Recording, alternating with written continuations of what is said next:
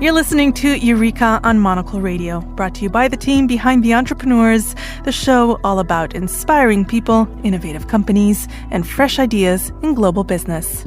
I'm Laura Kramer. Dominic Cotton is the co-founder of Newlane, a foldable bike helmet tailored for urban commuters. It all started after co-founder Josh Cohen felt unexpectedly vulnerable on a bike in busy London traffic. So the pair set out to design a helmet that's both safe and ultra-portable. So how do you turn this ambitious idea into a fully certified product? And how do you scale it from startup to partnering with brands like Selfridges? Here's Dom with more on how the journey began.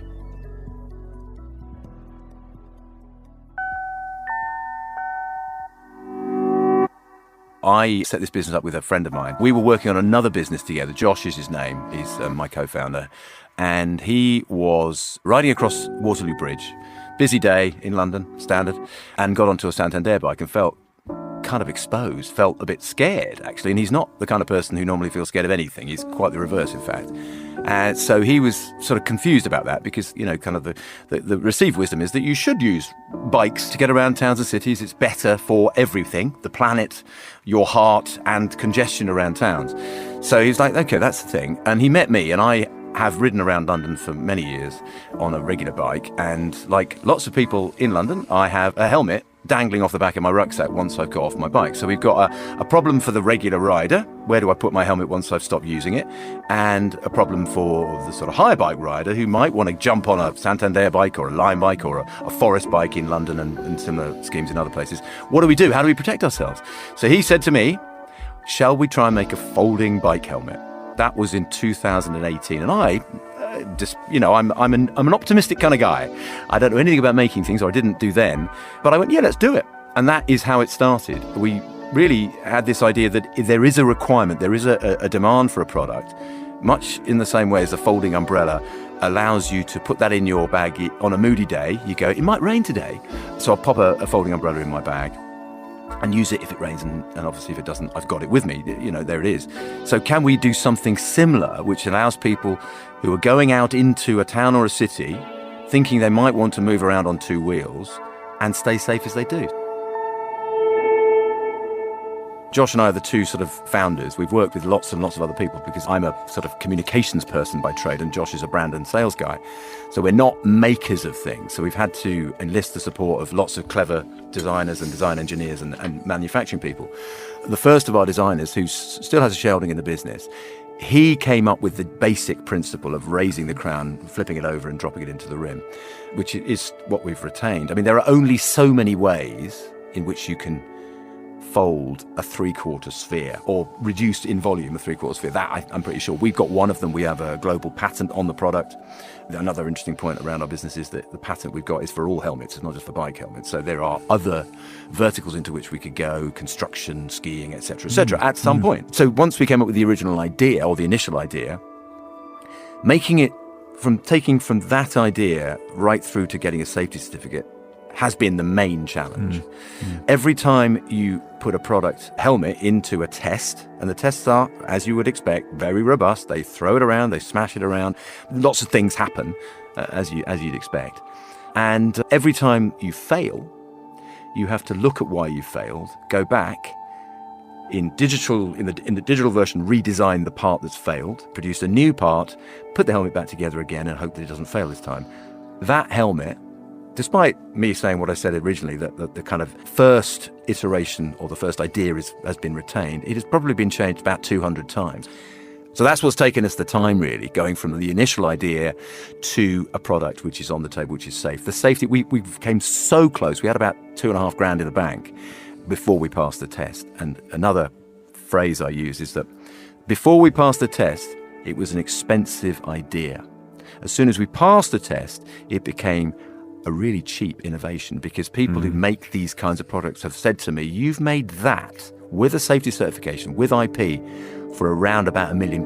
That is extraordinary.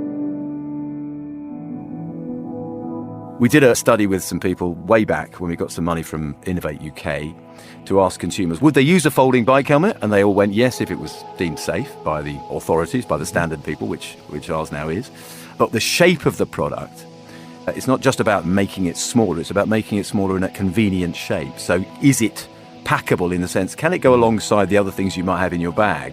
There's a couple of products out there, one which collapses down, but it turns into the shape of a sort of melon, which is just not as easy to pack as a Frisbee.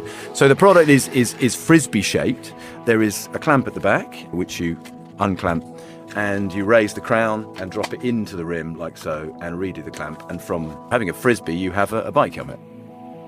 I clearly want to reach out to people who are cycling already, but I think because the landscape in towns and cities is changing when it comes to travel, really because of hire bikes, essentially. Micromobility, as it's called, takes in, owned bikes, shared bikes, subscription bikes, and scooters and e-bikes. So there are a lot more people using that. Certainly in London and other cities I've been to, you see a lot of people using these, but they're not protecting their heads as they do it. So I think that is a very key opportunity for us with the product.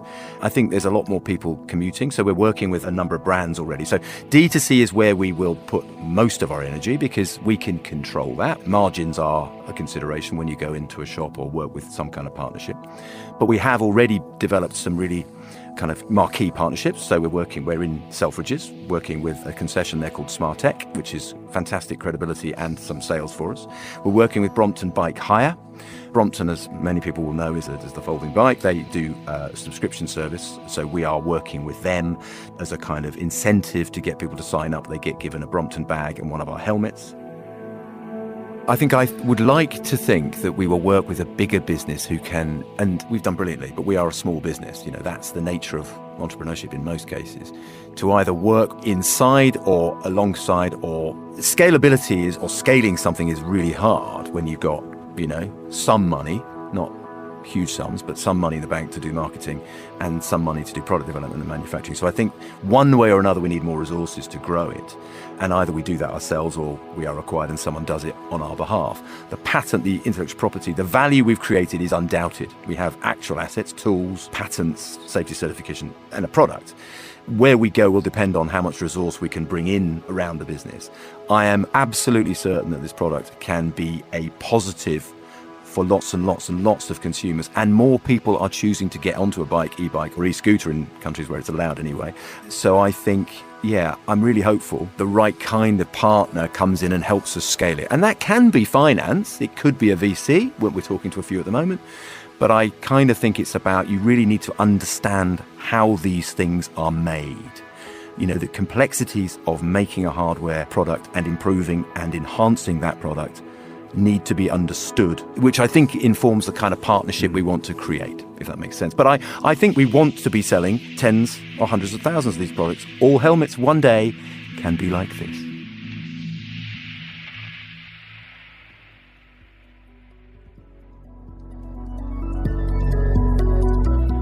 That was Dominic Cotton, the co-founder of Newlane. You can learn more by heading to wearenewlane.com. And that's it for this week's Eureka. We'll be back next week, and do look out for The Entrepreneurs, available every Wednesday. Eureka was produced by me with audio editing by Jack Jewers. Listen again and find out more at monocle.com. That's where you can join the club and subscribe to Monocle Magazine, or follow us and catch up with the archive via your preferred podcast platform. To contact the team, email me on lrk@monocle.com. I'm Laura Kramer. Goodbye, and thanks for listening to Eureka.